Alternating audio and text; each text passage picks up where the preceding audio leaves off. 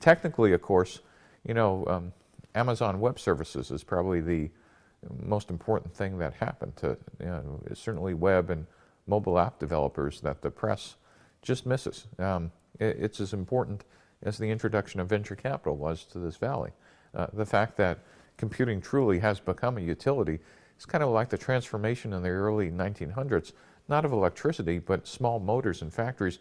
You ever remember those movies where you saw old factories with like fan belts connecting all the machines, and though they had a generator, all the local drill presses and whatever were actually run by these belts off of this giant machine. And the reason why is we didn't have local small motors. Motors weren't that efficient. Electric motors just hadn't been developed until the 1920s. All of a sudden they figured out how to make small electric motors, so instead of giant machines with fan belts, you were able to power each one of those industrial machines locally.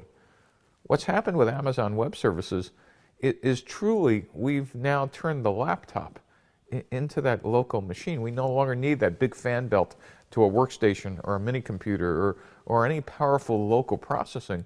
We just now plug into that. And that's transformed not just the ability to have access to infinite computing or software, but it's allowed us to do this on our laptops from anywhere in the world that has connectivity. People have just missed that this was as important as having smart and bright entrepreneurs, outward-facing universities, risk capital. Amazon has kind of transformed, I think, our ability to do not just 100 or 1,000, but hundreds of thousands of startups. I think the thought that Jeff Bezos has accidentally, or maybe on purpose, powered a whole generation of applications.